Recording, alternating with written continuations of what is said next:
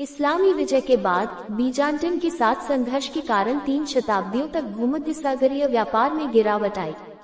Tyre, Sidon, Beirut और Tripoli के बंदरगाहों ने उमैयद और अब्बासिद शासन के तहत छोटी आबादी को बनाए रखने के लिए ठीक होने के लिए संघर्ष किया। ईसाई और यहूदियों को अक्सर जजिया या गैर मुसलमानों पर लगाए गए मतदान कर का भुगतान करने के लिए बाध्य किया जाता था। 980 के दशक के दौरान फातिमी खलीफा ने माउंट लेबनन सहित लेवेंट पर नियंत्रण कर लिया, जिसके परिणामस्वरूप बीजान्टियम और इटली के साथ नए सिरे से कनेक्शन के माध्यम से लेबनानी तट के साथ भूमध्य सागरीय व्यापार का कायाकल्प हुआ। इस पुनरुत्थान ने त्रिपोली और टायर को 11वीं शताब्दी में अच्छी तरह से फलते फूलते देखा, जो कपड़ा, चीनी और कांच के बने पदार्थ जैसे निर्यात पर ध्यान केंद्रित करते थे। 11वीं शताब्दी के दौरान शिया इस्लाम की एक शाखा से ड्रूज धर्म का उदय हुआ। नए धर्म ने माउंट लेबनन के दक्षिणी भाग में अनुयायियों को प्राप्त किया। माउंट लेबनन के दक्षिणी भाग पर 14वीं शताब्दी की शुरुआत तक ड्रूज सामंती परिवारों का शासन था। उत्तरी माउंट लेबनन में मेरोनाइट आबादी धीरे धीरे बढ़ी और आधुनिक युग तक दक्षिणी माउंट लेबनन में ड्रूज बने रहे। केसरवान, जबल अमेल और बेका घाटी पर मामलुकों और ओटोमन साम्राज्य के तहत शिया सामंती परिवारों का शासन था।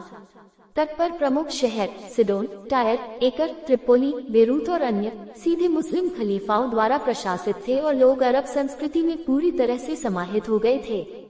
मुस्लिम तुर्कों के हाथों रोमन अनातोलिया के पतन के बाद बीजान्टिन ने 11वीं शताब्दी में सहायता के लिए रोम में पोप को फोन किया। इसका परिणाम युद्धों की एक श्रृंखला थी जिसे धर्मयुद्ध के रूप में जाना जाता है, जिसे पश्चिमी यूरोप के फ्रांस ने पूर्वी भूमध्य सागर, विशेष रूप से सीरिया और फिलिस्तीन, लेवेंट में पूर्व बीजान्टिन ईसाई क्षेत्रों को पुनः प्राप्त करने के लिए शुरू किया था। पहला धर्मयुद्ध अस्थायी रूप से यरूशलेम के साम्राज्य और त्रिपोली काउंटी को तट के साथ रोमन कैथोलिक ईसाई राज्यों के रूप में स्थापित करने में सफल रहा। 4-7 इन धर्मयुद्ध राज्यों ने क्षेत्र पर एक स्थायी प्रभाव डाला, हालांकि उनका नियंत्रण सीमित था और मामलुकों द्वारा विजय के बाद 2 शताब्दियों के बाद ये क्षेत्र पूर्ण मुस्लिम नियंत्रण में लौट आया। इस क्षेत्र में धर्मयुद्धों के सबसे स्थायी प्रभावों में से एक फ्रांस यानी फ्रांसीसी और मेरोनाइट्स के बीच संपर्क था। पूर्वी भूमध्य सागर के अधिकांश अन्य ईसाई समुदायों के विपरीत, जिन्होंने कॉन्स्टेंटिनोपल या अन्य स्थानीय कुलपतियों के प्रति निष्ठा की शपथ ली, मेरोनाइट्स ने रोम में पोप के प्रति निष्ठा की घोषणा की। इस तरह फ्रांक्स ने उन्हें रोमन कैथोलिक भाइयों के रूप में देखा। इन शुरुआती संपर्कों ने क्षेत्र में क्रूसेडर राज्यों के पतन के बाद भी फ्रांस और इटली से मेरोनाइट्स के लिए सदियों तक समर्थन किया। 1516 में लेबनान ओटोमन साम्राज्य का हिस्सा बन गया, जिसका शासन स्थानीय अमीरों के माध्यम से अप्रत्यक्ष रूप से प्रशासित था। 48 लेबनान का क्षेत्र प्रांतों में संगठित था। उत्तरी और दक्षिणी माउंट लेबनान, त्रिपोली, बाल्बेक और बेका घाटी और जबल अमिल।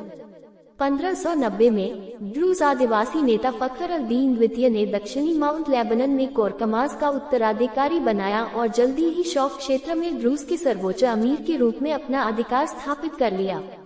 अंततः उन्हें संजात में नियुक्त किया गया। उन्होंने विभिन्न ओटोमन उप प्रांतों और कर संग्रह की देखरेख की। अपने प्रभाव का बड़े पैमाने पर विस्तार करते हुए उन्होंने पलमायरा में एक किले का निर्माण भी कराया। 4-9 हालांकि इस विस्तार ने ओटोमन सुल्तान मुराद चतुर्थ के लिए चिंताएं बढ़ा दी, जिसके कारण 1633 में एक दंडात्मक अभियान चलाया गया।